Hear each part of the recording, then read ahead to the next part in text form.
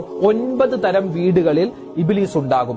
ഒന്നാമത്തേത്, ലഹരി ഉപയോഗിക്കുന്ന മനുഷ്യൻ ഏത് വീട്ടിലാണോ ഉള്ളത് അവിടെ ഇബ്ലീസ് ഉണ്ടാകും, പിശാച് ഉണ്ടാകും. മാത്രമല്ല ആ വീട്ടിൽ എപ്പോഴും പ്രശ്നങ്ങളായിരിക്കും, എപ്പോഴും രോഗങ്ങളായിരിക്കും. അള്ളാഹു കാത്തിരക്ഷിക്കുമാറാവട്ടെ. അപ്പൊ അതുകൊണ്ട് നമ്മൾ എന്ത് ചെയ്യുക, ഈ ലഹരി ഉപയോഗിക്കുന്ന ആളുകളിൽ പെടാൻ പാടില്ല. അങ്ങനെ നമ്മുടെ കുടുംബത്തിൽ ആരെങ്കിലും ഉണ്ടെങ്കിൽ മനസ്സിലാക്കിക്കോ, അവൻ ഉള്ളിടത്തോളം കാലം നമ്മുടെ വീട്ടിൽ പിശാച് ഉണ്ടാകും. പിന്നെയോ രണ്ടാമത്തേത്, നിസ്കാരമില്ലാത്ത വീടുകൾ. അത് ഒരു വീട്ടിൽ എല്ലാവരും നിസ്കരിക്കാതിരിക്കണം എന്ന് വേണ്ട. ഒരു വീട്ടിൽ ഒരാൾ നിസ്കരിക്കാതിരുന്നാൽ തന്നെ നിസ്കാരം ഉപേക്ഷിക്കുന്നവളാണെങ്കിൽ അവിടെയും പിശാച് ഉണ്ടാകും. മൂന്നാമത്തേത്, ഹറാമായ സംഗീതം. അല്ലെ, വലിയ രൂപത്തിൽ ഒച്ചപ്പാടും ബഹളവും ഇട്ടുള്ള ഹറാമായ സംഗീതങ്ങളുണ്ട്. അതൊക്കെ സ്ഥിരമായി കേൾക്കുന്ന വീടുകളുണ്ടോ അവിടെയും പിശാച് ഉണ്ടാകും. നാലാമത്തേത്, പിണങ്ങിക്കഴിയുന്ന ആളുകളുള്ള വീടുകൾ. അവിടെയും അല്ലാഹു തആല പിശാചിന് കൂടുകൂട്ടാൻ അവസരം കൊടുക്കുമെന്നാണ്.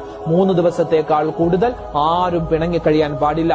3 ദിവസത്തേക്കാൾ കൂടുതൽ പിണങ്ങിക്കഴിഞ്ഞിട്ട് അപ്പോഴെങ്ങാനും മരണപ്പെട്ടു പോയാൽ ഒരു അമലും അല്ലാഹു സ്വീകരിക്കില്ല, നേരെ നരകത്തിലേക്ക് പോകും. റബ്ബ് കാക്കുമാറാവട്ടെ. അഞ്ചാമത്തേത്, രൂപങ്ങൾ, കോലങ്ങൾ അത് ഉള്ള വീടുകൾ. ഇപ്പൊ കുറവാണ് കേട്ടോ. അങ്ങനെ വെച്ചാൽ പിശാച് ആ വീട്ടിലുണ്ടാകും, റഹ്മത്തിന്റെ മലക്കുകൾ വരൂല.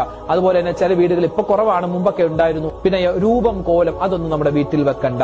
അതുപോലെ തന്നെ ഈ വീട്ടിലേക്ക് ഷോക്കേസിലൊക്കെ നമ്മൾ എന്ത് വെക്കും, ഈ പട്ടിയുടെ അല്ലെങ്കിൽ എന്താണ് സിംഹത്തിന്റെ ഒക്കെ ചില ഈ ചെറിയ